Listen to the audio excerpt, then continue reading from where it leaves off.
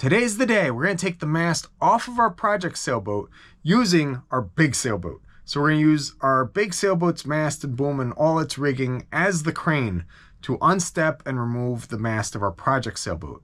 That way we have it out of the way and we can keep working on everything. So it's a momentous occasion because right now Windpuff looks like a boat that could sail, just is very dirty.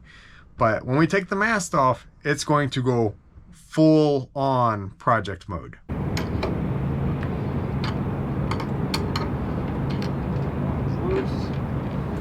going to hang by that noose you put up there only. Yeah, I mean at some point it's going to be hanging by that only.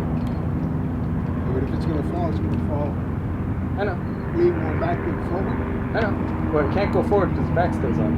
Yeah. Yeah, but it won't fall into that guy. And the shrouds are still on, so it won't fall to the side. Okay. Like worst case, it just falls straight back, which is a very bad case. But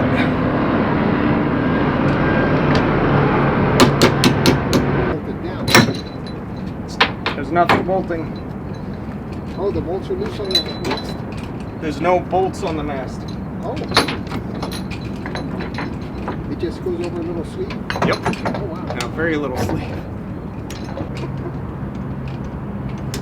How's it moving? If you want, tie this to the bow cleat. Oh, it's alright. It's all good. You're good. Run and tie it to that bow cleat. Yeah. That'll give us a good control point on this.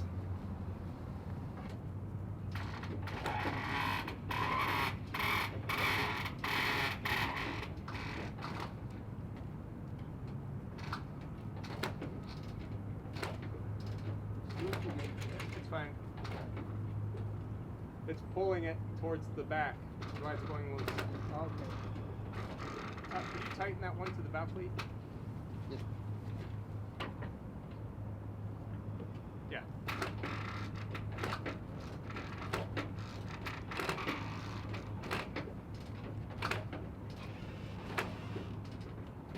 Okay. Now it's straighter. I'll get the cap shroud off. And then I'll really start moving. Oh,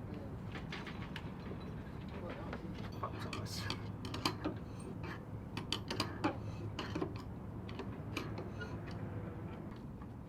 We're gonna just hammer it out, and then we'll have this in there as a temporary.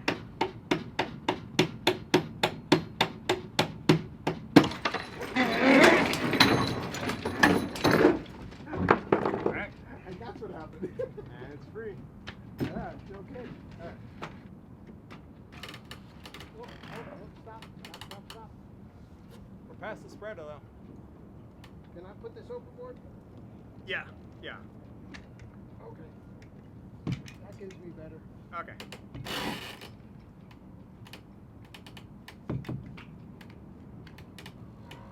We're good.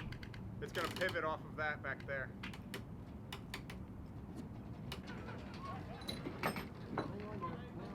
Yep.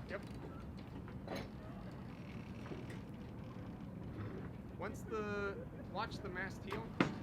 Once it touches the deck, then you're golden. Then it's just gonna lay down.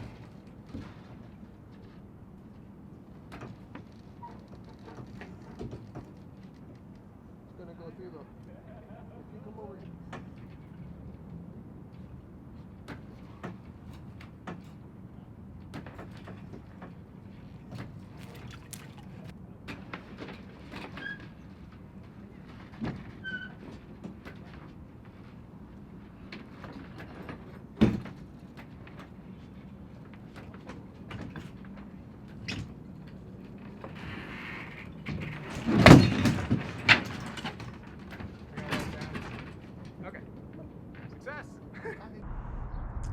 And with that, the mast is down. So we used Wisdom's rigging to bring this mast all the way down onto its deck. So now it's out of the way. Our next step is to have someone take the mast and use it for their boat. And then we're gonna build a tent over the whole thing. Just completely cover it, make it a beautiful, sealed up work site. That way I can do all that I need to do, completely removed from the elements. So we got the mast down. It was eventful, but nothing bad happened. So let's go over the correct way to get a mast off of a sailboat. The correct way is to use a crane, and you want to lift from a point on the mast that's higher than the midpoint. That way, when the mast is lifted, it wants to stay vertical. The last thing you want to do is lift from, say, the bottom and have the mast flip over as soon as it comes off the step.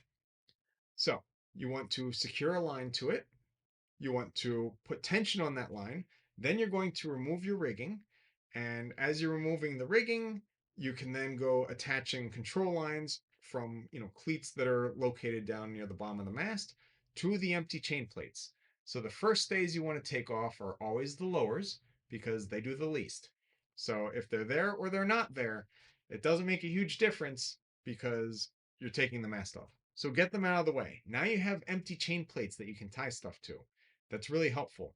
And those control lines are going to be set up in the form of an X below, at the mast. So you have really good control of where the mast is going to go when it pops off the step. Next, you want to take off the headstay or backstay. Which one you take off first depends on what's around you. If there is a boat really close to your boat, you want to take the stay that is closest to that boat off first. So if you have a boat right in front of you and you take off your headstay, guess what? The mast can fall back, but it cannot fall onto the boat that's ahead of you. So that's how you decide, do I take the headstay off or the backstay off first? They're both coming off, so it's not really that big a thing. It's just, if it's going to go bad, have it not hit another boat. Headstay and backstay come off. Now all that's left are your cap shrouds. At this point, the mast is going to be leaning in some direction. So one of the cap shrouds is going to be loose. So just go over to it, pull out its clevis pin, you're done.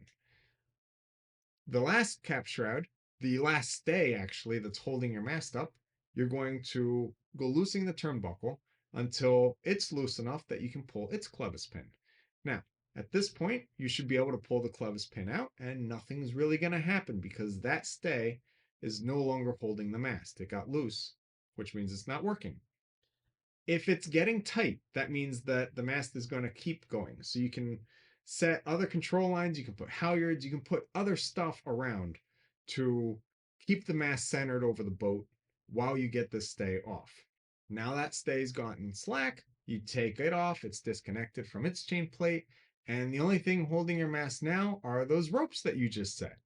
So at this point, you can put more tension on the lifting line. That way it's pulling up even higher, and then you can go loosening those ropes. As you do so, the mast is going to lean a little, but it should stay hanging.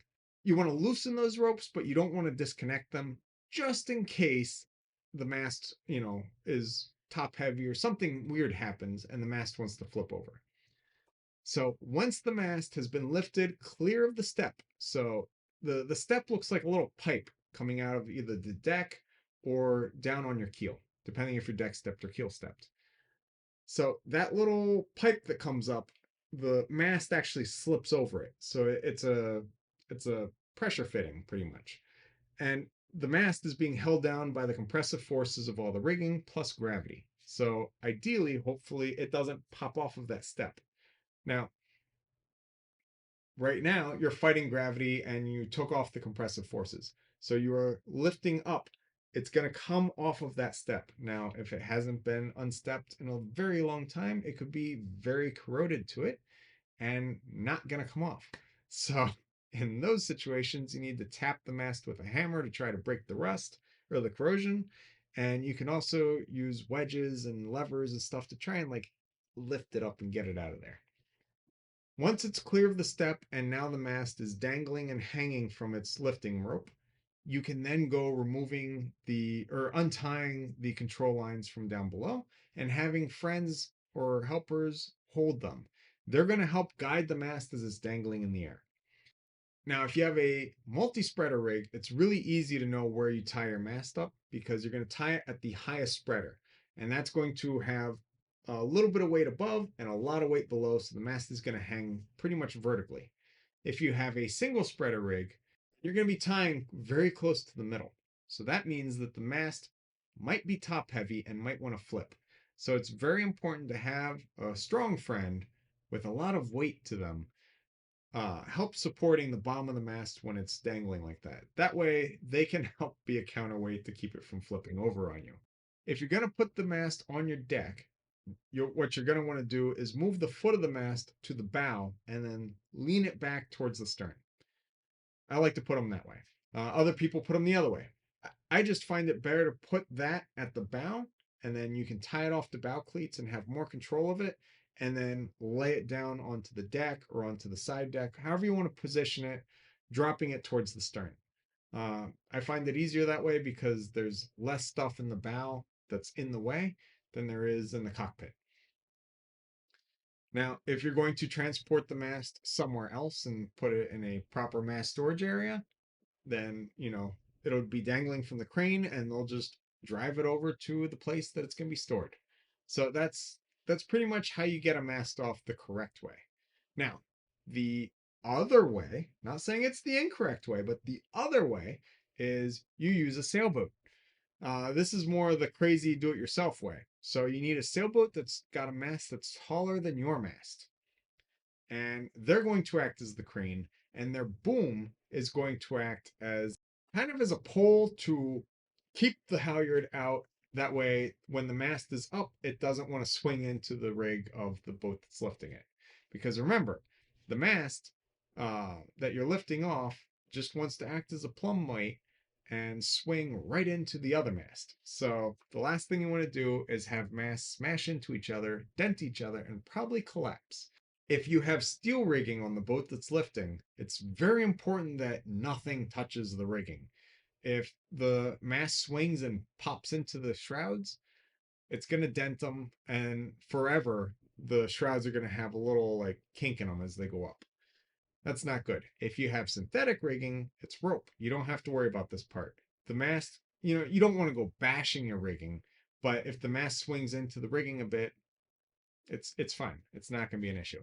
So in our case, we were working very late and we wanted to get this done quickly, which means that we put the minimum number of control lines, which was one.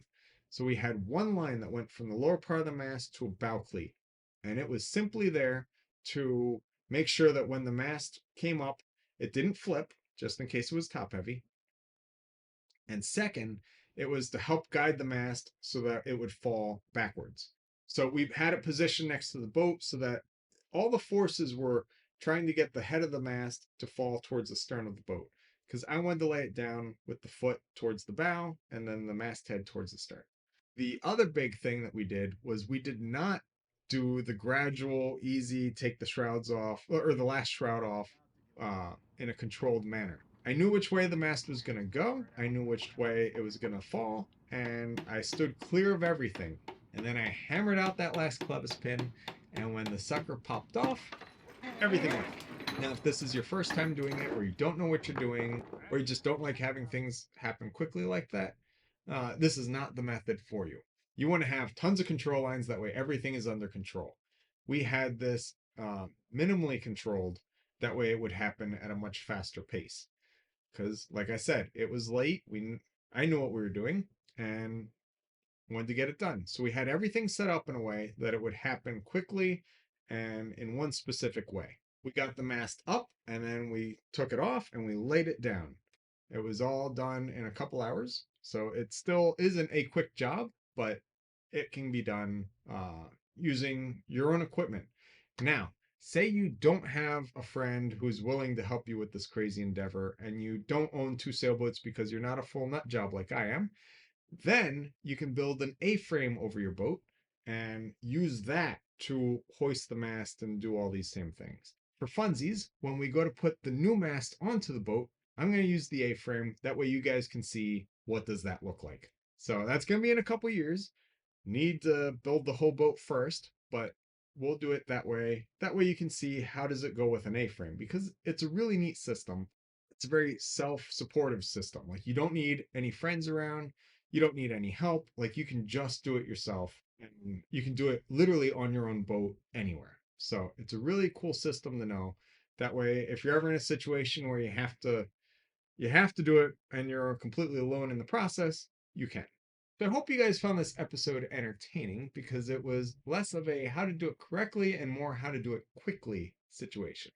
And then we did go over how to do it correctly. That way you know how to do it the right and safe way, not the quick way that'll get it done. But if you're doing it wrong, it can go very horribly, very quickly. When a sailboat's mast comes crashing down, it's a bad thing. So when you're taking the mast down, you want to take it down in a controlled manner. That way it doesn't crash down and it's not a bad thing. That way it's a good thing because it means you're either replacing your rigging, doing a bunch of work on it, or getting a whole new mast. Thanks for watching this episode of Sailing Wisdom. Don't forget to like the video, share it with your friends, and hit subscribe so you don't miss the next Rigging Doctor episode. And if you're interested in even more Rigging Doctor awesomeness, consider becoming a patron to see all of our extras. Can't wait to see you next time as you join us out here on the high seas.